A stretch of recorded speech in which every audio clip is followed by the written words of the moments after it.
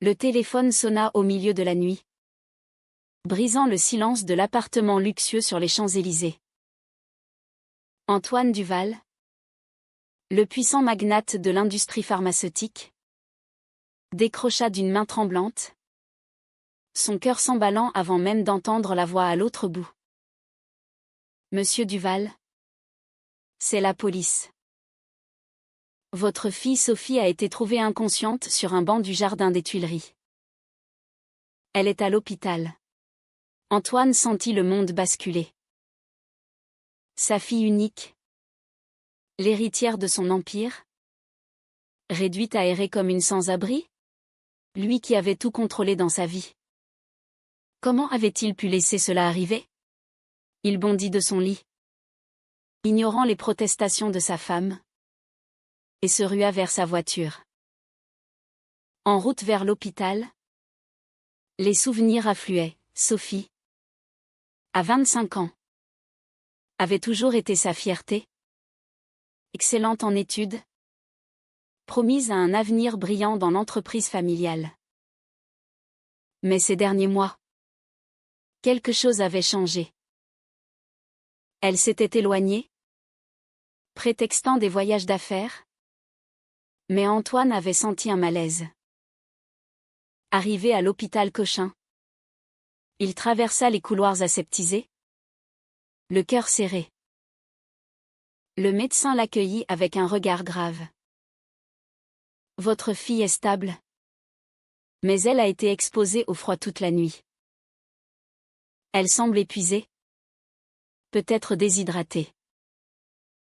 Avez-vous une idée de ce qui a pu la mener là?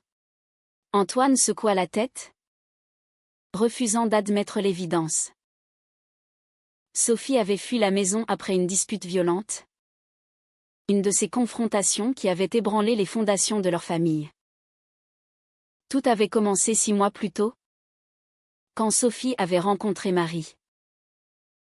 Marie Leclerc, 24 ans. Une artiste peintre issue d'un milieu modeste, vivant dans un atelier bohème du Marais.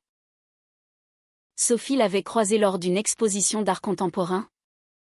Un événement qu'Antoine avait lui-même organisé pour des raisons fiscales. Dès le premier regard, Sophie avait été captivée par le charisme de Marie. Ses yeux pétillants et son rire franc qui contrastait avec l'univers guindé des Duval. Elles avaient discuté tard dans la nuit, partageant des verres de vin et des idées sur la liberté créative. Sophie, habituée à une vie régie par les attentes familiales, avait trouvé en Marie une bouffée d'air frais. Leurs rencontres s'étaient multipliées. D'abord innocentes, puis chargées d'une tension palpable. Un soir, sous les lumières tamisées d'un café, Marie avait pris la main de Sophie. Et tout avait basculé. Je ne sais pas ce que c'est. Mais avec toi, je me sens vivante, avait murmuré Marie. Sophie, le cœur battant, avait répondu par un baiser timide, scellant un amour qu'elle n'avait jamais osé imaginer. Mais cet amour était un secret lourd à porter. La famille Duval était ancrée dans des valeurs traditionnelles, mariage, enfant, continuité de la lignée. Antoine, veuf remarié à une femme issue de la haute société, voyait en Sophie l'avenir de son empire. Il avait déjà arrangé des rencontres avec des fils de partenaires d'affaires, espérant un mariage stratégique. Sophie avait toujours obéi. Jusqu'à Marie. Les premiers signes de conflit étaient apparus quand Sophie avait annulé un dîner familial pour rejoindre Marie. Où étais-tu? Avait tonné Antoine. Les yeux froids. Avec des amis? Avait menti Sophie. Le mensonge pesant comme une pierre. Mais les mensonges s'accumulaient. Et la pression montait. Marie, de son côté, vivait cet amour avec une intensité brute. Issue d'une famille ouvrière de province, elle avait fui à Paris pour poursuivre son art, libre de tout jugement. Pourquoi te caches-tu? Viens vivre avec moi. On s'en fiche des autres, insistait-elle. Sophie hésitait, déchirée entre son amour et sa loyauté familiale. Un soir, lors d'une fête chez Marie, tout avait explosé. Un ami commun, jaloux ou imprudent, avait pris une photo d'elles enlacées et l'avait postée sur les réseaux sociaux. Le lendemain, Antoine avait vu l'image sur son fil d'actualité. Furieux, il avait convoqué Sophie dans son bureau. « C'est quoi cette abomination? Tu vas ruiner notre réputation, avait-il hurlé. Sophie, les larmes aux yeux, avait défendu son amour. Papa, je l'aime. C'est qui je suis. Antoine avait claqué la porte, la traitant de traîtresse. Sa belle-mère, Isabelle, avait ajouté son venin, pense à ta mère. Elle serait horrifiée. Sophie avait fui, se réfugiant chez Marie. Mais même là, les doutes l'assaillaient. Était-ce une phase? Allait-elle détruire sa famille pour cela? Marie la rassurait. Mais la tension grandissait.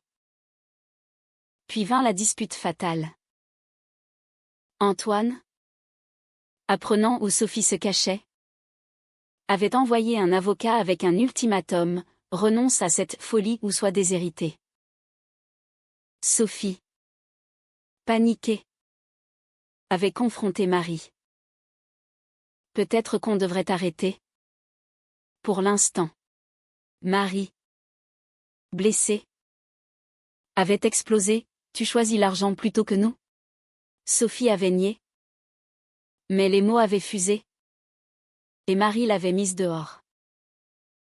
Seule, Sophie avait erré dans Paris, finissant sur ce banc, épuisée par les larmes et le froid. À l'hôpital, Antoine entra dans la chambre. Sophie dormait, pâle et fragile. Il s'assit, rongé par la culpabilité. Comment avait-il pu pousser sa fille à ce point?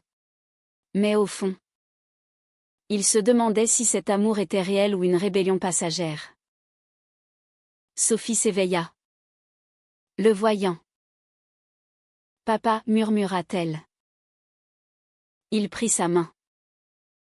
On va rentrer à la maison. Mais Sophie secoua la tête. Pas sans Marie. Le conflit ne faisait que commencer. Antoine, habitué à contrôler tout, se rendait compte que l'amour de sa fille échappait à son emprise. Les jours suivants furent un tourbillon. Sophie sortit de l'hôpital, mais refusa de rentrer chez ses parents. Elle s'installa temporairement dans un hôtel, payé par son père, qui espérait la ramener à la raison. Marie, de son côté, regrettait la dispute. Elle envoya des messages, suppliant Sophie de revenir. « Je t'aime. On peut surmonter ça ensemble. » Sophie, déchirée, répondit enfin. Elles se retrouvèrent dans un café du quartier latin. L'atmosphère était chargée d'émotions. J'ai peur. Marie. Ma famille. La société. Tout le monde nous juge. Marie posa sa main sur la sienne. Et alors? L'amour vrai vaut tous les jugements. Elles s'embrassèrent, scellant une réconciliation fragile. Mais Antoine n'abandonnait pas. Il engagea un détective pour en apprendre plus sur Marie, espérant trouver une faille. Ce qu'il découvrit le surprit, Marie était talentueuse, mais endettée. Son atelier menacé d'expulsion. Antoine vit une opportunité. Il contacta Marie anonymement, proposant de payer ses dettes en échange de son départ. Marie, outrée, refusa. Votre argent ne m'achètera pas. Elle raconta tout à Sophie, renforçant leur lien. Sophie confronta son père. Comment oses-tu, Antoine? Acculé, avoua sa peur. Je veux te protéger. Cette vie, elle te détruira. Sophie pleura. C'est toi qui me détruis. Le fossé se creusait, menant à des choix irrévocables. Les semaines suivantes furent marquées par une tension croissante au sein de la famille Duval. Antoine, obsédé par l'idée de sauver sa fille, multiplia les pressions. Il annula les cartes de crédit de Sophie, la forçant à dépendre financièrement de lui. Reviens à la raison, et tout redeviendra comme avant, lui dit-il lors d'un appel tendu. Sophie, furieuse, raccrocha. Elle trouva un petit job dans une galerie d'art, grâce à des contacts de Marie, pour subvenir à ses besoins. Marie, solidaire, l'hébergea dans son atelier exigu, transformant l'espace en un cocon d'amour précaire. Elles passaient des nuits à discuter, à peindre ensemble, renforçant leur lien face à l'adversité. Mais les doutes intérieurs de Sophie persistaient. Élevée dans le luxe, elle luttait contre l'inconfort de cette nouvelle vie. Et si mon père avait raison? Si c'était une erreur, confia-t-elle un soir à Marie. Celle-ci, blessée mais compréhensive, répondit, l'amour n'est pas une erreur. C'est une vérité. Leur relation, bien que passionnée, était émaillée de disputes nées de la pression extérieure. Un jour, Isabelle, la belle-mère de Sophie, fit irruption à l'atelier. Tu détruis cette famille. Laisse ma belle-fille tranquille. Lança-t-elle à Marie. Sophie, présente, défendit son amour. C'est toi qui détruis tout avec tes préjugés. Isabelle partit en larmes, mais pas sans avoir semé le doute. Pense à ton avenir, Sophie. Sans nous, tu n'es rien. Ces mots hantèrent Sophie. Elle commença à questionner ses choix. Était-elle prête à tout sacrifier? Marie, sentant le malaise, proposa une escapade à la campagne, chez des amis en Normandie. Là, loin de Paris, elles purent respirer. Elles marchèrent sur les plages, main dans la main, ignorant les regards curieux des villageois. Ici, on peut être nous-mêmes, dit Marie. Sophie acquiesça. Mais au fond, elle craignait le retour à la réalité. Pendant ce temps, Antoine ourdissait un plan plus sombre. Il contacta des amis influents dans les médias pour diffuser des rumeurs sur Marie, la dépeignant comme une opportuniste. Un article parut dans un tabloïd, l'héritière Duval sous l'emprise d'une artiste manipulatrice. Sophie, horrifiée, confronta son père. C'est bas. Même pour toi. Antoine nia. Mais le mal était fait. Marie, blessée par les accusations, envisagea de partir. Je ne veux pas te causer plus de peine. Sophie la retint. Non. On affronte ça ensemble. Leur amour se renforçait dans l'adversité. Mais à quel prix? Sophie perdit des amis d'enfance, qui la jugeaient pour son choix de vie. À une soirée mondaine où elle fut invitée par erreur, elle fut confrontée à des murmures. La fille Duval? Lesbienne? Quel scandale! Elle rentra en pleurs, se réfugiant dans les bras de Marie. Pourquoi est-ce si dur? Marie la serra. Parce que la société n'est pas prête? Mais on la changera. Mais les conflits intérieurs s'intensifiaient. Sophie rêvait de sa mère défunte, qui avait toujours prôné l'obéissance familiale. Serait-elle fière de moi, se demandait-elle. Marie, de son côté, luttait contre sa propre insécurité. Issue d'un milieu où l'homosexualité était tabou, elle avait fui sa famille pour éviter le jugement. Mes parents m'ont renié quand j'ai fait mon coming out, confia-t-elle à Sophie. Cela les rapprocha, mais ajouta une couche de douleur. Un soir, un appel anonyme menaça Marie. Laisse Sophie ou tu perdras tout. Terrifiée, elle n'en dit rien à Sophie, craignant de l'inquiéter. Mais la paranoïa s'installa. Antoine, apprenant que Sophie travaillait dans une galerie, acheta l'établissement pour la faire licencier. Sophie, dévastée, accusa son père. Tu veux me briser? Antoine, les yeux humides, répondit, je veux te ramener. Leur confrontation au domicile familial fut explosive. Isabelle tenta de médiatiser, mais en vain. Sophie partit en claquant la porte, jurant de ne plus revenir. Chez Marie, elle trouva du réconfort, mais la fatigue émotionnelle pesait. Elles firent l'amour avec une intensité désespérée, comme si c'était la dernière fois. Le lendemain, Marie découvrit son atelier vandalisé. Des toiles déchirées. C'est lui. J'en suis sûre, dit-elle.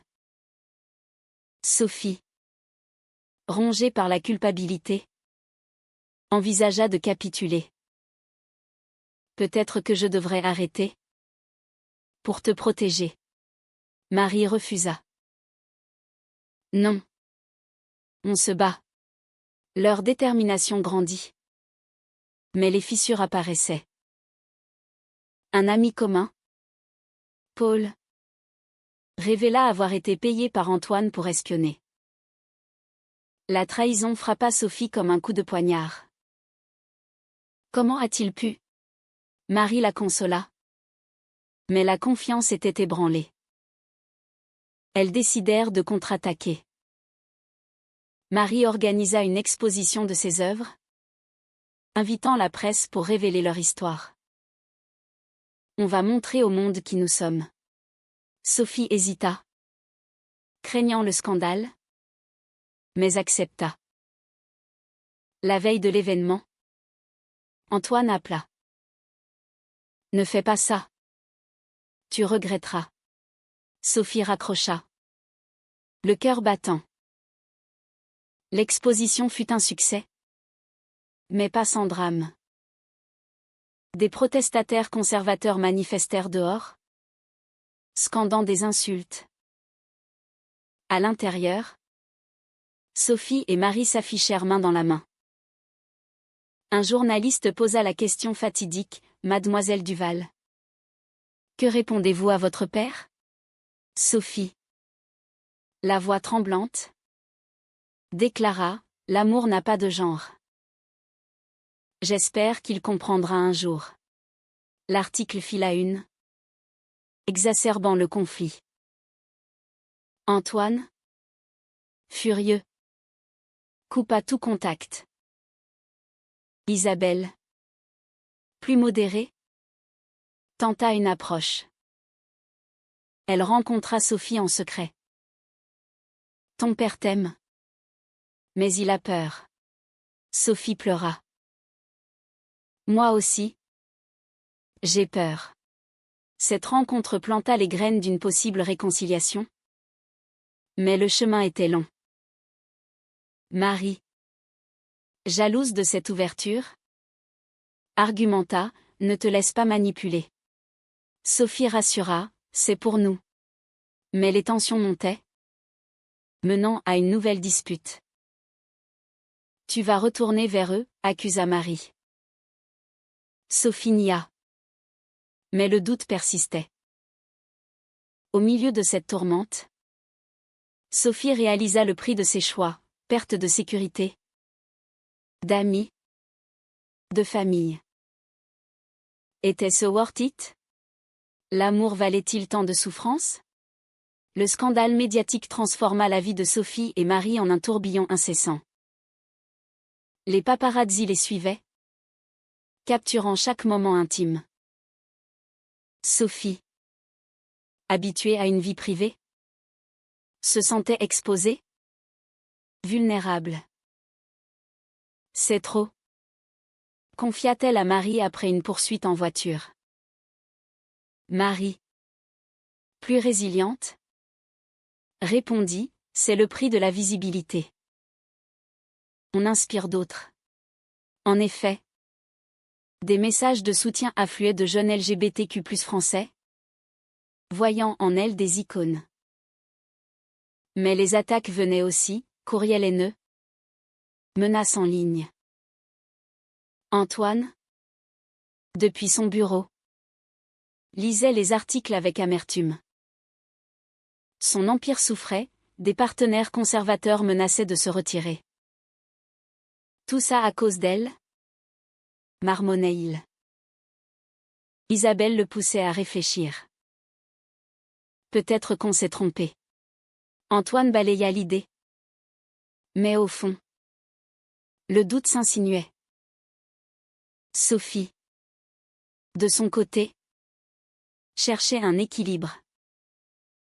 Elle trouva un emploi stable dans une association pour les droits LGBTQ+, canalisant sa douleur en action. Marie exposait plus, son art gagnant en reconnaissance grâce au buzz. Elles emménagèrent ensemble dans un appartement modeste à Montmartre, symbolisant leur engagement. Mais les conflits internes persistaient. Sophie recevait des appels anonymes de sa famille, la suppliant de rentrer. Un jour, sa cousine vint la voir. Ton père est malade? Le stress l'a affaibli. Sophie, alarmée, envisagea une visite. Marie s'opposa. C'est un piège. Sophie insista, c'est ma famille. La dispute éclata, révélant des failles profondes. Tu n'es pas pleinement avec moi? Accusa Marie. Sophie pleura, j'essaie. Elles se réconcilièrent, mais la méfiance grandit. Antoine, hospitalisé pour une crise cardiaque mineure, utilisa cela pour attirer Sophie. Elle vint. Seule. Papa. Je t'aime. Mais je ne changerai pas. Antoine, faible, murmura, je le sais maintenant. Était-ce sincère? Sophie rentra dubitative. Marie, apprenant la visite, explosa. Tu me trahis. Sophie défendit, c'est pour guérir. Marie partit en claquant la porte, laissant Sophie seule avec ses regrets. Les jours suivants furent un enfer. Marie ne répondait plus, bloquant Sophie. Celle-ci, dévastée, erra dans Paris, revivant leur rencontre. Elle contacta des amis communs, apprenant que Marie s'était réfugiée chez une ex. La jalousie la consuma.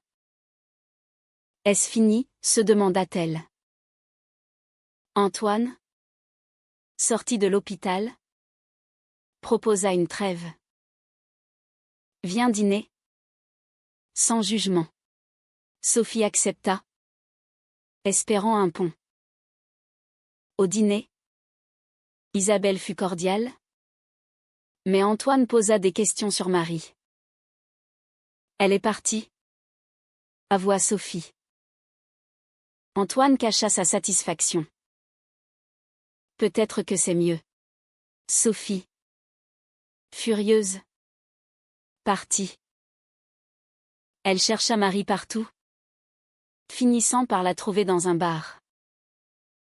Pardonne-moi. Marie. Ivre. Répondit, tu choisis toujours eux. Elles discutèrent tard, révélant des blessures profondes. Marie confia son abandon familial, je ne veux pas revivre ça avec toi. Sophie promit, je suis avec toi. Elles rentrèrent ensemble. Mais la confiance était fragilisée. Un nouveau drame surgit, un collègue de Sophie, homophobe, la harcela au travail. Elle porta plainte, mais l'affaire fit du bruit. Antoine intervint, utilisant ses connexions pour étouffer. Merci, dit Sophie. Mais cela la liait à lui. Marie vit rouge, il te contrôle encore. La tension culmina lors d'une manifestation pour les droits gays. Sophie y alla avec Marie. Mais des contre-manifestants attaquèrent.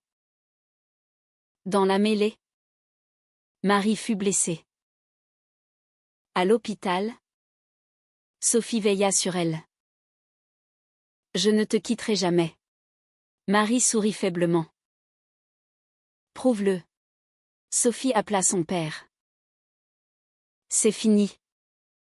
Papa. Accepte-nous ou perds-moi.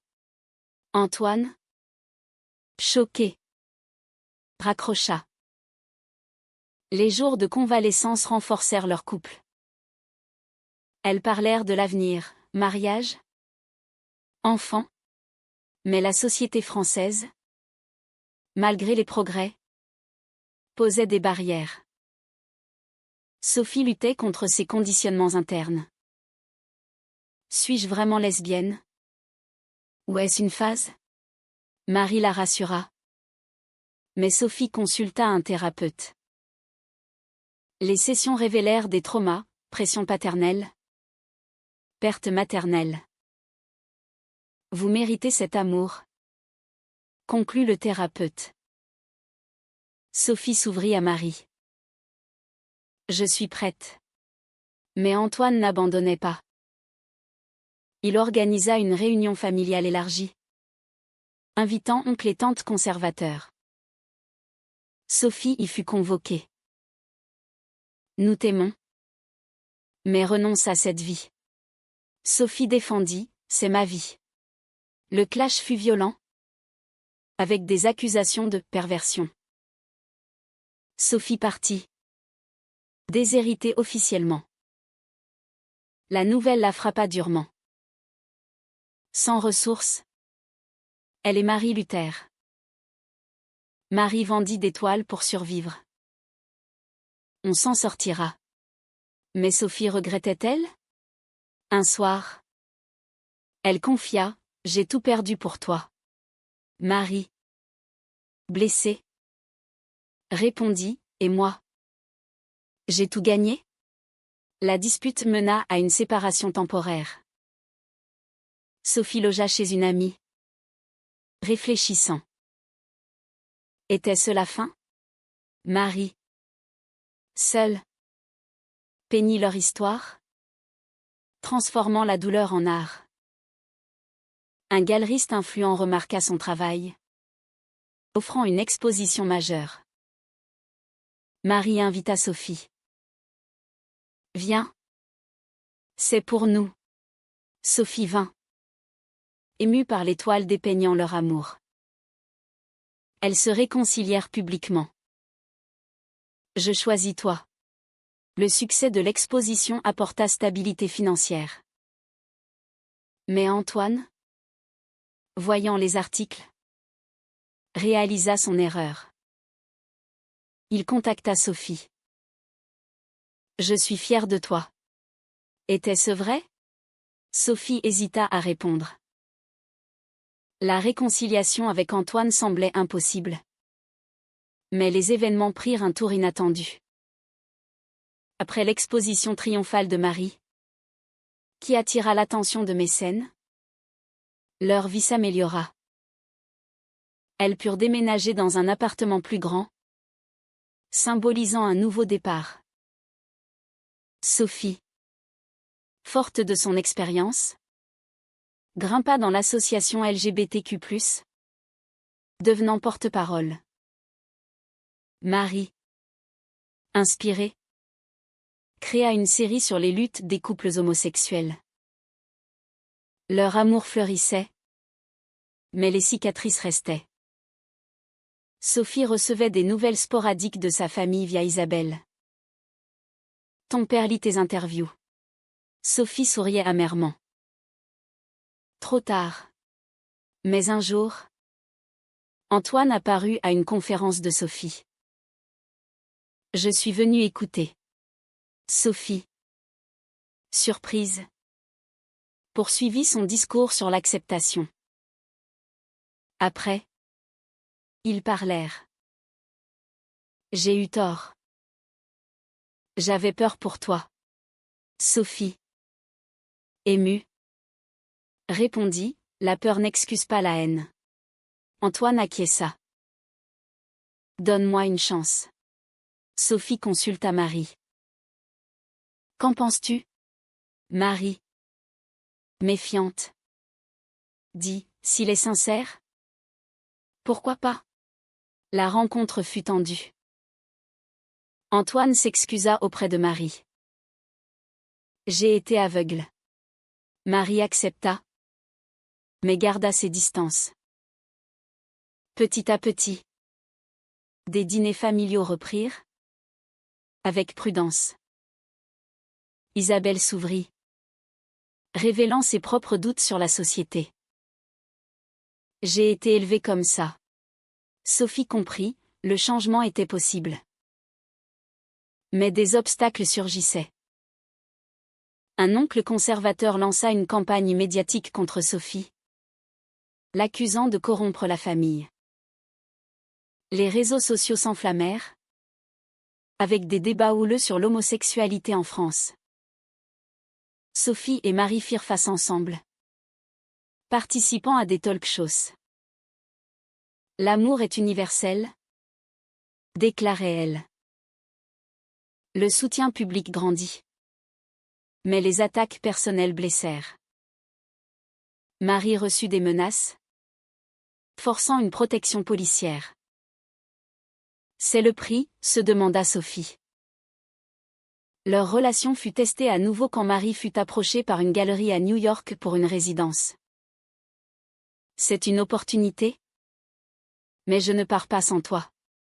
Sophie, ancrée à Paris pour son travail, hésita. Et ma famille naissante? La décision pesa. Elles choisirent de partir ensemble, voyant cela comme une échappée. À New York, loin des pressions françaises, elles respirèrent. Marie exposa. Sophie s'engagea localement. Leur amour s'épanouit, loin des jugements. Mais la distance révéla des faiblesses. Sophie manquait à sa famille, appelant souvent. Antoine, changé, envoya des messages de soutien. Je suis fière. Sophie pleura de joie. Marie, sentant un décalage, confronta, tu regrettes Paris? Sophie nia. Mais le doute persistait. Un soir, une dispute éclata sur l'avenir. Veux-tu des enfants? Demanda Marie. Sophie, Influencé par son éducation? Répondit, peut-être. Mais comment? Marie proposa l'adoption. Sophie hésita, révélant des peurs internes. Et si je ne suis pas prête? Marie, frustrée, partit se promener. Sophie réalisa alors le poids de ses choix. De retour à Paris pour une visite, Sophie rencontra Antoine seul. J'ai tout perdu, mais gagné tant. Antoine avoua, j'ai consulté un thérapeute. J'accepte maintenant. Ils s'embrassèrent, scellant une paix fragile. Marie, restée à New York, appela. Reviens vite. Mais Sophie prolongea son séjour, aidant à une crise familiale, Isabelle malade. Marie, jalouse, accusa, tu choisis encore eux. Sophie rentra furieuse. C'est ma mère de substitution? La tension mena à une pause. On a besoin d'espace. Marie accepta à contre-cœur. Seule à New York, Marie flirta avec une artiste, testant ses limites. Sophie, à Paris, se rapprocha d'une collègue. La trahison mutuelle plana. Elles se confessèrent lors d'un appel. J'ai failli, avoua Marie. Sophie pareil. On s'est perdu. Elles décidèrent de se retrouver à mi-chemin. En Europe. À Rome. Elles renouèrent, jurant fidélité. Plus de secrets. De retour à Paris, elles affrontèrent la société ensemble. Antoine organisa un dîner de réconciliation totale. Là, il annonça, je soutiens votre union. Sophie et Marie, émues, acceptèrent. Mais un twist surgit, un ancien ami révéla avoir été payé par Antoine pour le vandalisme passé. La trahison finale. Sophie confronta, pourquoi? Antoine avoua, j'étais désespérée. Sophie, dévastée, coupa les ponts à nouveau. Tu n'as pas changé. Marie la soutint, on a besoin de personne. Elles repartirent à zéro, plus fortes. Mais le dommage était fait. Sophie luttait contre la dépression, questionnant tout. Ai-je fait le bon choix? Marie la guida vers la thérapie de couple. Les sessions révélèrent des patterns, dépendance familiale pour Sophie. Peur de l'abandon pour Marie. Elles travaillèrent dessus, émergeant unies. Un an plus tard, elles se marièrent civilement, entourées d'amis vrais. Antoine n'était pas invité, mais envoya un cadeau. Peut-être un jour, pensa Sophie. Le mariage marqua un tournant, mais les défis persistèrent. Sophie et Marie, désormais épouses, affrontèrent les réalités administratives françaises pour les couples homosexuels, adoption compliquée. Regard persistant. Elles adoptèrent un chien, symbole d'une famille naissante. Sophie excella dans son advocatie, influençant des lois. Marie devint une artiste reconnue, ses œuvres exposées au Louvre. Leur histoire inspira un documentaire, amplifiant leur voix.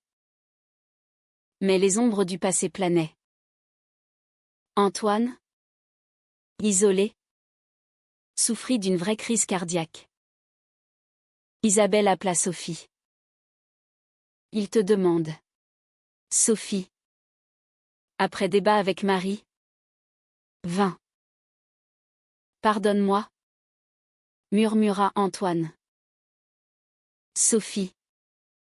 Larmes aux yeux, répondit, je pardonne. Mais à mes conditions. Il accepta, entamant un lent rapprochement. Marie, compréhensive, participa à des dîners. Pour toi. La famille s'agrandit quand elles accueillirent une nièce orpheline de Marie. L'enfant apporta joie. Mais défi, éducation dans une société divisée. Sophie luttait contre des critiques internes, se demandant si elle privait l'enfant d'une famille normale. Marie rassurait, l'amour est normal. Un scandale final testa tout, un tabloïd révéla des détails intimes. Fuité par un ex-employé d'Antoine. La presse s'emballa, questionnant leur moralité. Sophie et Marie tinrent une conférence. Notre vie privée est sacrée. Le soutien public l'emporta. Mais la blessure resta. Antoine, responsable indirect, s'excusa profusément. J'arrête. Sophie accepta, scellant la paix. Des années passèrent. Leur amour, forgé dans le feu, devint un pilier. Elle voyageait, aidait d'autres couples. Mais Sophie se posait toujours des questions, avait-elle payé trop cher? Marie, sentant cela, organisait des surprises, rappelant leur connexion. Un soir, sous la tour Eiffel, elles renouvelèrent leurs vœux. Pour toujours. Antoine, présent, applaudit. La rédemption était complète. Pourtant, la société évoluait lentement. Des lois progressaient, mais les préjugés persistaient. Sophie et Marie devinrent mentors, guidant des jeunes. Leur histoire, riche en trahison, sacrifice et éveil, prouvait la résilience de l'amour. Mais au fond, une question demeurait, l'acceptation familiale justifie-t-elle tous les pardons? Ou certaines blessures sont-elles irréparables?